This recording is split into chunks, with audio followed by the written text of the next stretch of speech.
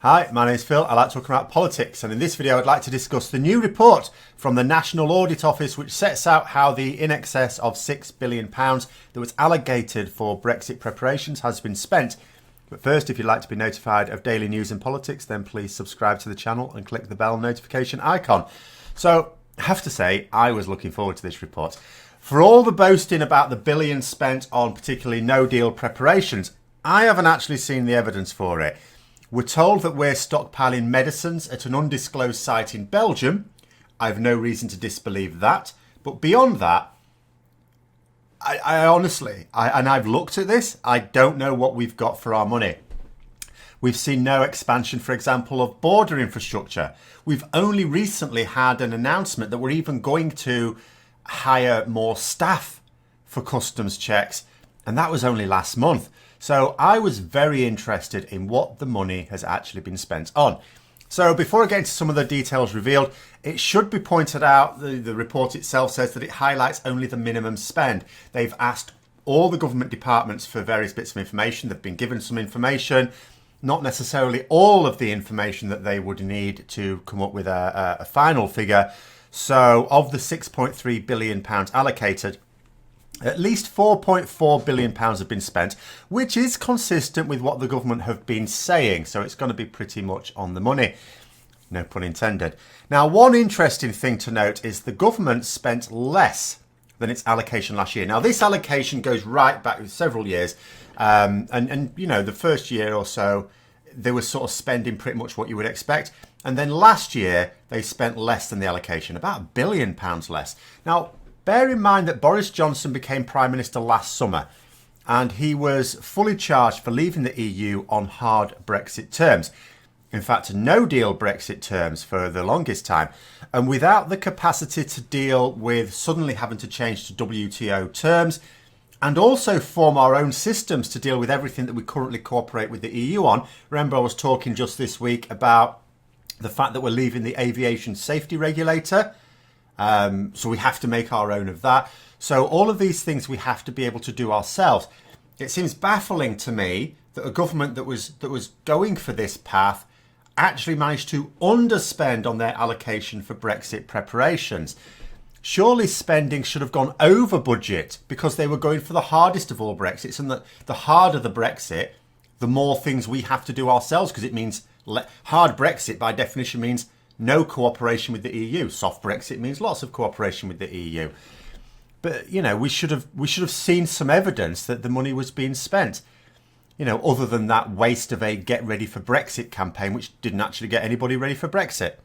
The report notes that at its peak, which is apparently not now, you would think most of the work that's going to need to be done on Brexit is now that we are no longer members, but we're not at all ready.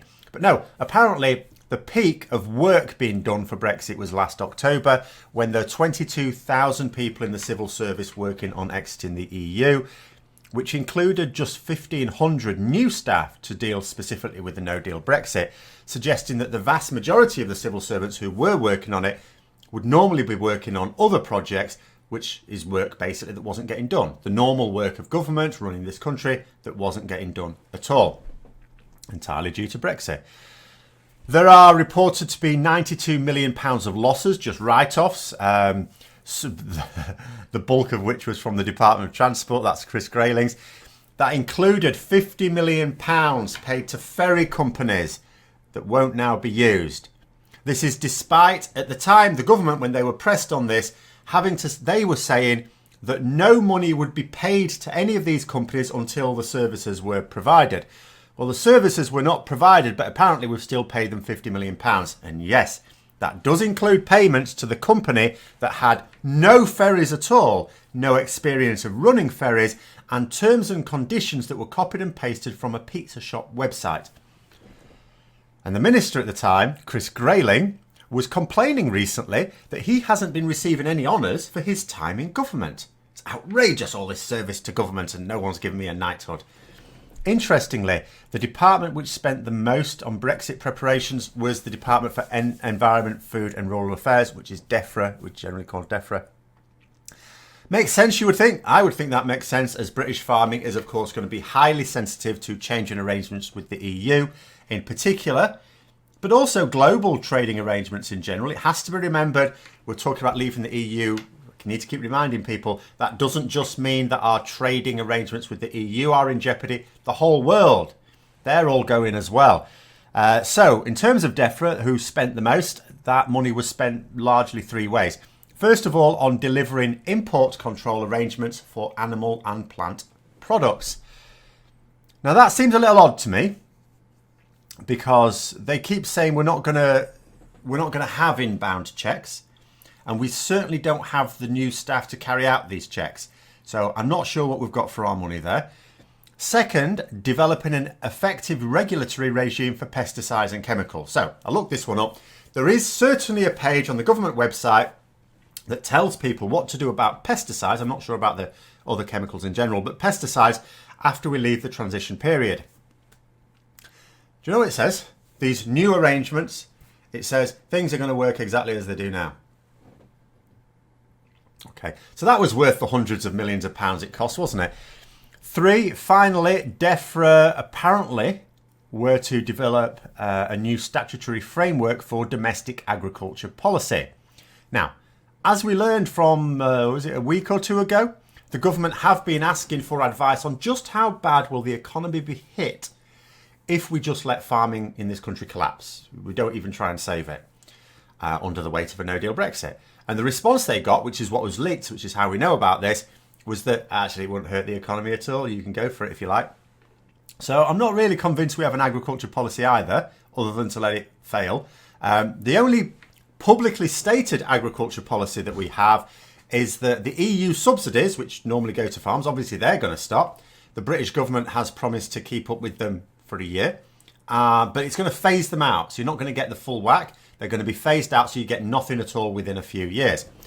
And so, yeah, when you consider all that, you think, hang on a minute, that department spent £871 million. On what? We haven't got anything. It's a similar story when you look at the brief breakdowns in other departments as well. As I say, aside from the stockpiling of drugs going on in Belgium, which is a thing apparently, I mean, that'll be money that has been spent and we'll have something physical for it, even though it's medicines in the EU. You know, I still don't get this. Someone needs to explain this to me still. So the reason we need to stockpile these is because we're going to have difficulty getting medicines from the EU, where a lot of them are produced, to the UK because of customs arrangements and all the rest of it. So we're going to stockpile them so that we don't, on the 1st of January 2021, suddenly have no access to certain medicines that are life-saving medicines for some people. Okay, I get that. But why would you then stockpile them in the EU? If the difficulty is getting them from the EU to the UK, why was... But money has been spent on a physical thing. I'll accept that. But when you look at the other things, you're just thinking, yeah, okay, you've spent money here developing these things, but these things aren't ready. They're not even close to ready. They're not even underway. Implementation has not even begun on these things. And so what has the £4 billion plus been spent on? Sounds to me like it's just been spent on staffing costs and consultants, developing systems that have either been abandoned or not. As I say, even if the systems have been thought through, implementation has not actually even begun. And there was me hoping to find some evidence of something having been spent on a thing we can look at and go, yeah, that's money spent. How foolish of me. So I hope you found the video interesting. If you did, don't forget to click the like button. And if you'd like to support the channel further, then please also click the Patreon link for details. And until next time, I'll see you later.